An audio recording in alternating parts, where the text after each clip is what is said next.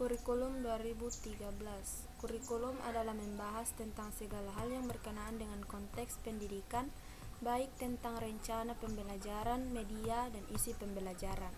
Kurikulum membantu peserta didik membangun interaksi dan komunikasi dalam rangka transferring dan sharing pembelajaran. Upaya menciptakan komunikasi yang kondusif dalam pembelajaran adalah untuk memudahkan tercapainya tujuan pembelajaran. Dalam rangka mencapai tujuan pendidikan, kurikulum berfungsi sebagai alat pendidikan. Karena itu, kurikulum dikembangkan dengan bertolak pada kebutuhan dan minat peserta didik.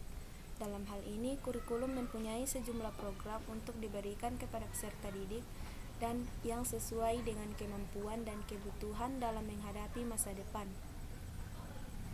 Perkembangan kurikulum di Indonesia. Kurikulum mengalami beberapa perkembangan. Yang pertama, kurikulum tahun 1947 Rencana Pembelajaran. Kedua, kurikulum tahun 1952 Rencana Pelajaran Terurai. Yang ketiga, kurikulum tahun 1964 Rencana Pendidikan. Keempat, kurikulum tahun 1968. Kelima, kurikulum tahun 1975 Sistem PPSI. Keenam, kurikulum tahun 1984 model CBSA. Yang ketujuh, kurikulum tahun 1994. Yang kedelapan, kurikulum tahun 2004 KBK. 9, kurikulum tahun 2006. Dan yang ke-10, kurikulum tahun 2013 KPKB. Karakteristik kurikulum 2013: mengembangkan keseimbangan antara pengembangan sikap spiritual dan sosial, rasa ingin tahu, kreativitas, kerjasama dengan kemampuan intelektual dan psikomotorik. Madrasah merupakan bagian dari masyarakat yang memberikan pengalaman belajar terencana di mana peserta didik menerapkan apa yang dipelajari di sekolah ke masyarakat dan memanfaatkan masyarakat sebagai sumber belajar. Mengembangkan sikap, pengetahuan, dan keterampilan serta menerapkannya dalam berbagai situasi di madrasah dan masyarakat. Memberi waktu yang cukup leluasa untuk mengembangkan berbagai sikap, pengetahuan, dan keterampilan. Kompetensi dinyatakan dalam bentuk kompetensi inti kelas yang dirinci lebih lanjut dan kompetensi dasar mata pelajaran. Pengembangan kurikulum pendidikan agama Islam di Indonesia. Pendidikan agama Islam pada masa Belanda, pendidikan agama Islam pada masa Jepang, dan pendidikan agama Islam di Indonesia mulai tahun 1945 hingga sekarang. Pendidikan agama Islam sebagai mata pelajaran. Pendidikan agama Islam di sekolah umum pada dasarnya telah mendapatkan respon yang positif. Dengan dikeluarkannya Undang-Undang Nomor 2 Tahun 1989 tentang Pendidikan Nasional atau UU SPN, di mana di dalamnya diperkenalkan dua istilah, yaitu pendidikan agama dan pendidikan keagamaan. Pendidikan agama adalah pendidikan yang diselenggarakan di sekolah umum, dari tingkat dasar hingga perguruan tinggi. Pendidikan keagamaan adalah lembaga pendidikan Islam atau suatu pendidikan Islam yang lazim dinamakan dengan perguruan agama.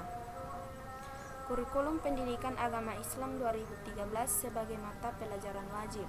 Kurikulum pendidikan agama Islam adalah bahan-bahan pendidikan agama berupa kegiatan, pengetahuan, dan pengalaman yang dengan sengaja dan sistematis diberikan kepada peserta didik dalam rangka mencapai tujuan pendidikan agama Islam. Kurikulum pendidikan agama Islam merupakan alat untuk mencapai tujuan pendidikan agama Islam. Kurikulum pendidikan agama Islam di tiap jenjang madrasah, yaitu Al-Quran, hadis, akidah, akhlak, fikih, sejarah kebudayaan Islam, dan bahasa Arab. Pendekatan humanistik. Paradigma filosofik pendekatan humanistik.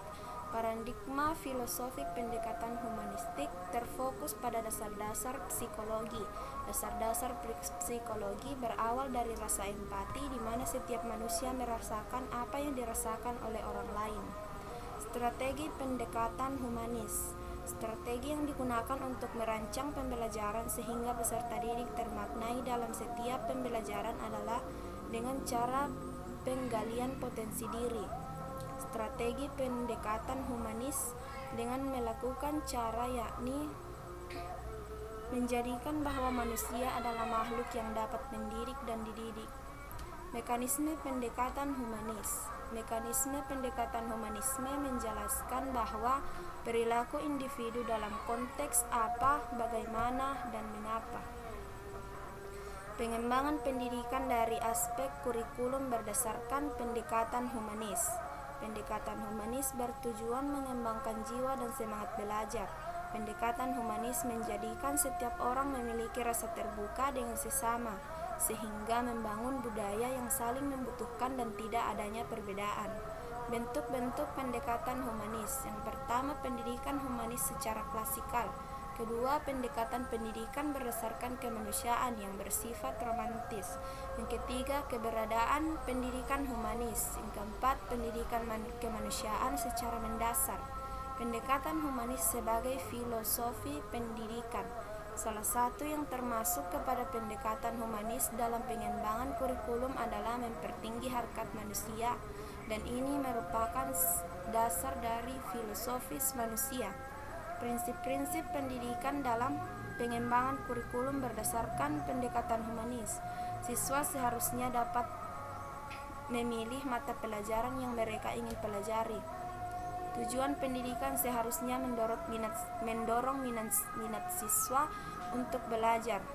Para pendidik yang berpaham humanis meyakini bahwa peringkat tidak berguna dan hanya evaluasi diri yang baik. Tujuan kurikulum berdasarkan pendekatan humanis.